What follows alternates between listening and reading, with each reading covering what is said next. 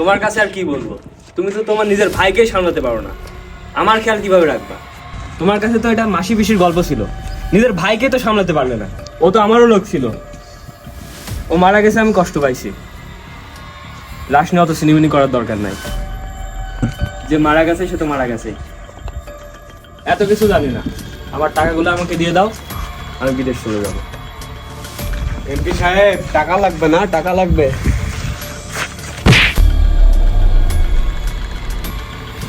টাকা লাগবে, টাকা যা, টাকা না, যা বিদেশ যা। আমার ভাইকে কে মেরেছে? 24 ঘন্টার মধ্যে আমার ভাইয়ের খুনি চাই। আমি জানি কে মেরেছে। কে মারছে আমার ভাইকে? সে আর্মি রাকিব, যাকে আপনার এমপি সাহেব মিলে চাকরি থেকে মিথ্যা অপবাদ দিয়ে বরখাস্ত করে বের করে দিয়েছে।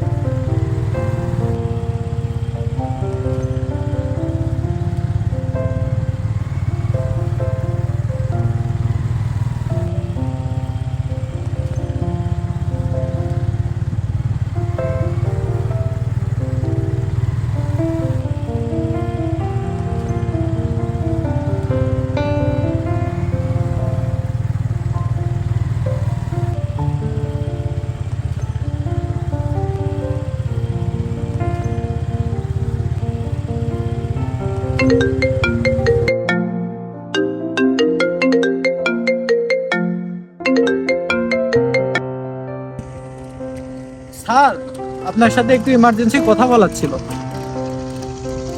জি জি, না স্যার, হচ্ছে এটা আপনার বাসা থেকে সামনাসামনি কথা বললে সব থেকে বেশি ভালো হতো।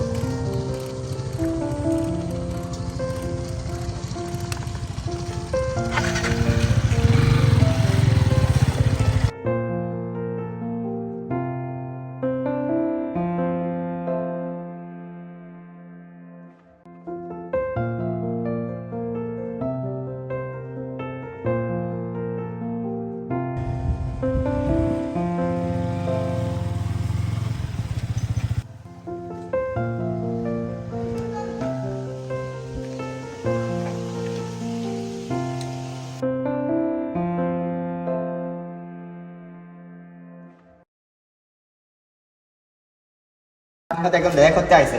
পাঠাও।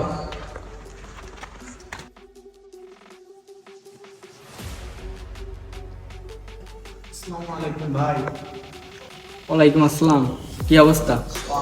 আলহামদুলিল্লাহ ভাই, এ তো একটা কথা ছিল আপনার সাথে। বলো, সমস্যা নেই।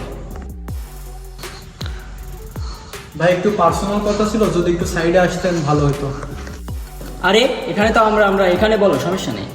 ভাই, দেশে কিছু সরকারি কর্মচারীরা মিলে নেতাগোতার সাহায্যে ড্রাগ বা হচ্ছে বিভিন্ন খারাপ কাজে নিয়োজিত থাকছে, এরকম কারখানা সৃষ্টি করেছে আর কি। ভাই, আপনি যদি অনুমতি দেন তাহলে আমরা এ বিষয়ে কোনো রকম পদক্ষেপ নিতে পারি। এখানে বাইরের লোক করলে সমস্যা, এখানে আমরা করলে তো কোনো সমস্যা নেই। মানে বুঝলাম না ভাই, আপনি কি বললেন? তোমার এত বোঝা লাগবে না, তুমি যতটুকু শুনেছো ওই পর্যন্তই থেমে যাও। এই এমপি, কিভাবে কাজ করো? এত গোপনীয় ইনফরমেশন কেন বাইরে যায়? ভালোভাবে কাজ করতে পারো না? ভাই, বুঝলাম না, যখন আমরা চাকরিতে জয়েন করছিলাম তখন আমরা শপথ করছিলাম যে এই দেশের সকল নিয়ম শৃঙ্খলা বজায় রাখবো, কোনো রকম খারাপ অভ্যাস বা কোনো রকম মাদক বা ড্রাগসের সাথে আমরা জড়িত থাকবো না। তোমাকে এত বোঝা লাগবে না, এই নাও তোমার টিসি, তোমার চাকরিতে থাকা লাগবে না।